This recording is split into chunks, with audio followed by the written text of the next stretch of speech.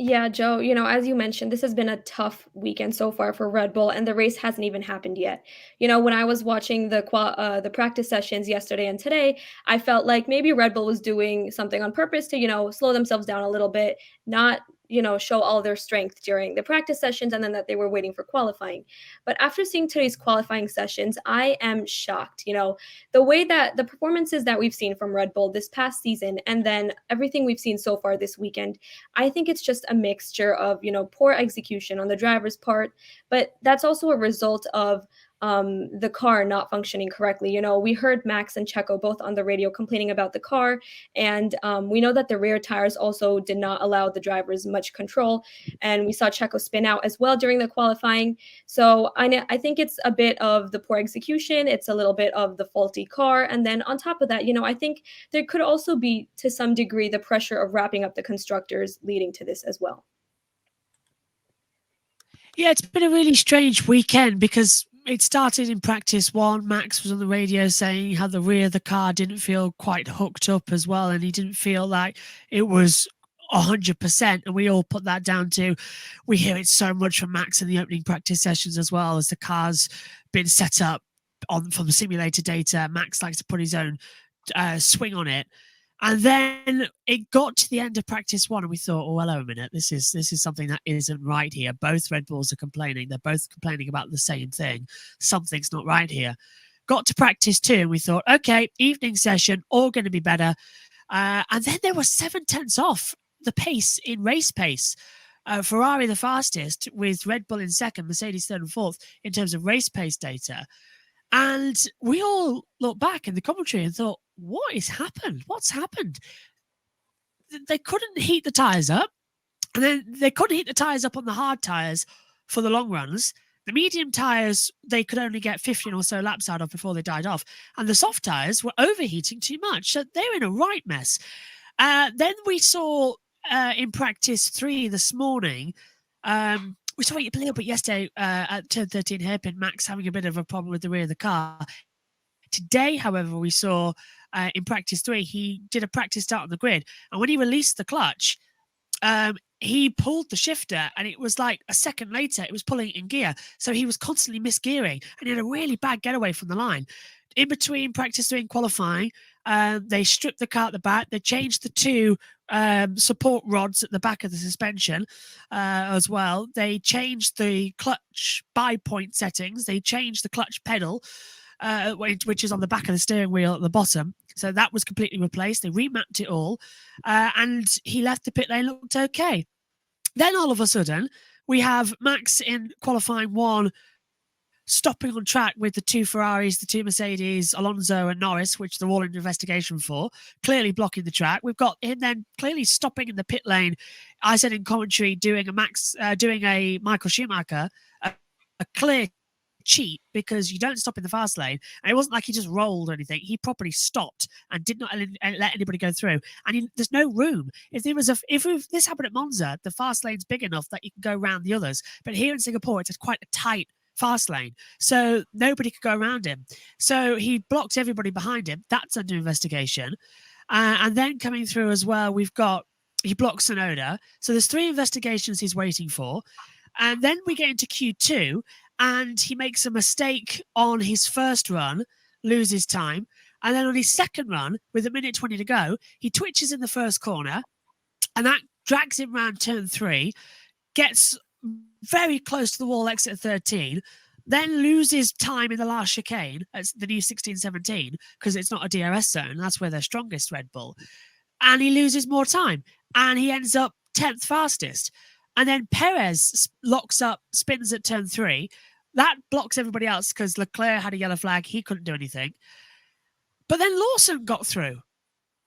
And it was just a massive comedy of errors. I have no idea what's happened with them as well. There's been a few things going around. I know you're going to get to one of them later in the script, but this is a massive off weekend for Red Bull, and it's the Max Verstappen of the 2021 when he was in the championship battle with Hamilton. That's sort of creeping through. The insecurities are starting to come up, and Red Bull, they've changed something. It's not working, whatever it is. The car, this track, it's not. Yeah, this track's complicated, but there's elements of it all the way around the calendar. And this car has been quick all around the calendar. So what's changed this weekend? We don't know. We can't figure it out. So it's just not hooked up. Whether the drivers aren't hooked up, we don't know. But it's just not working. And it does actually genuinely look like for the first time they're not going to win this season, which means it's probably going to be the best race ever, because the whole thing we've been saying this year, yes, Red Bull have been quick. As I'm seeing Verstappen, he didn't just stop once, he stopped twice in the pit lane, as I'm getting it shown to me on the TV screen in front of me. But Mercedes, Ferrari, McLaren, Aston Martin, they're equally quick, but Red Bull were quicker. So we've got no idea what's going to happen tomorrow, and it could be one of the best races we see in the calendar. Easily, this looks like it could be one of the best races in the calendar. Dang, I'm thrilled about F1 tomorrow. I think a lot of folks, especially since we know this race sometimes have had 0 lead changes, just thought maybe worth watching the start, maybe zone out. But now, as Adam says, the streak might end tomorrow. He's saying the streak will end tomorrow. We'll find out tomorrow, and we'll talk about it, of course, on what could be a very exciting wrap-up show. Now, Josh, you hit an interesting point about, has something changed? Now, we know there was a FIA technical directive about the flexible wings. After qualifying, Toto Wolff, who of course loves to poke at Red Bull, said, well, maybe it might be something to do with that, because all of a sudden they don't seem to have the pace. Esha, I'll start off with you. After Toto Wolff's comments hinted that the FIA technical directives might be hurting Red Bull, do you think that could be the case? You know, Joe, as you mentioned, we know that Toto Wolff speaks out a lot on his personal opinions, and we know that he's a bit bold and outspoken, especially when he's frustrated. And I think that's really what the case is right now. As far as the FIA technical directive on flexible wings goes for Red Bull, I think the reason why he's saying that is because he's frustrated. On top of that, you know, Red Bull's had such a massive change in their performances this weekend compared to the rest of the season. But overall, I think that that's not really the case as much as it is Toto Wolff just speaking from, you know, being frustrated with Mercedes's performance the past season, and just him in general having some sort of, you know, beef with Red Bull as well. Absolutely. And I think Toto has been a bit defeatist recently as well, because Ted Kravitz was saying about how there's an interview coming up in the next coming days where he says about the W14, next year's car. And Ted asked him, is it a Red Bull Beta? And he said, well, we've got to be optimistic. There's still a lot of work to do, starting from scratch. So immediately saying no. And I wouldn't say no. I'd say, yes, it's good. Yes, it can be beaten. Toto seems to have lost his sting a little bit in the last couple of weeks. I don't know. It's just a bit weird. Ever since what happened in 2021, it's like and the car in 2022 and 2023, it's like he's just lost his spark a little bit. And I know personally how that feels as well, to lose passion and energy. And it's very hard to get it back. And you have up days and you have bad days. So it's got to be hard for him to sort of have hope for this new car in 2024, the W14. But in terms of the new technical delegates, I've looked at them.